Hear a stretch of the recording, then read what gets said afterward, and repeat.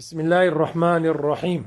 Ma kalla wa kafa khairum mimma kathura wa alha. That which is little and sufficient is better than that which is a lot and leads to negligence. This hadith comes in the front also, so just check where it is.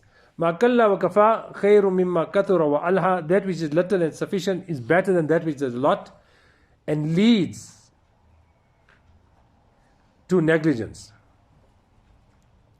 So every person has a natural greed and liking for wealth. And per se, that is not madmoom, disliked. What the Quran requires, what Shariat requires, وَالَّذِينَ آمَنُوا أَشَّدُّ حُبًّا لِلَّهِ. Ashad is ism tafzeel, the superlative comparison. Those that love Allah, their love for Allah should be more intense. That does not negate the love of dunya. And there is a natural propensity and inclination towards dunya. What we are saying is that the love of dunya should not supersede and exceed the love of Allah and His Rasul. Like it comes in the hadith of Nabi sallallahu alayhi wa sallam, Talatun man kunna fihi wajada bihinna halawat al-iman. 3 traits in a person he will find the sweetness of iman. Man kana Allahu wa rasuluhu ahabba ilayhi mimma siwahuma. That Allah and His Rasul's love precedes and supersedes the love of everything else. That doesn't mean if a person has a car, he won't have a natural inclination towards it, because he worked for it. It's natural. If he worked for years to buy his own house and then the upkeep of the house, there's a natural inclination. If anybody caused damage to it, there will be a pain. So Sharia does not advocate eradication of love of dunya. What it advocates is to give preference of the love of dunya over the love of Allah and His Rasul. To make such claims that you love Allah and His Rasul more than everything else is easy, but when the two comes in conflict and opposition, we'll see which one you love more. Time of Dhuhr Adhan, and that's the time when your shop is busy.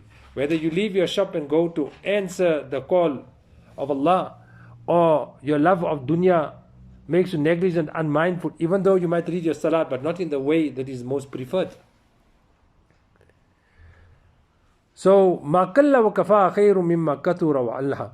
So, there is a natural inclination towards wealth. But what the prohibition is that it becomes so intense and amplified that you sacrifice deen for it. Imam Ghazali rahmatullah alayhi said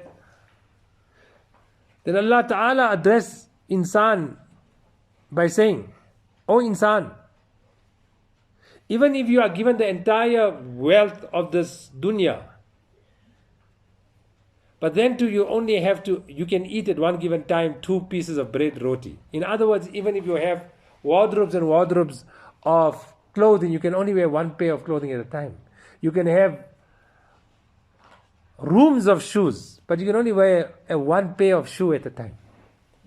And our method is such a hadith, another hadith explained, لو كان لابن آدم واديا من ذهب أحب أن يكون له واديان ولن يملأ فاه إلا التراب. If a person just has 1 valley of gold, he would desire 2 valleys. And nothing else will fill his stomach and fulfill his greed but the sand eventually when he dies. That's the only time his greed will terminate, when he has no longer any need for it. So what we understand, dunya fi nafsihi, dunya in itself is not madmoom, dislike.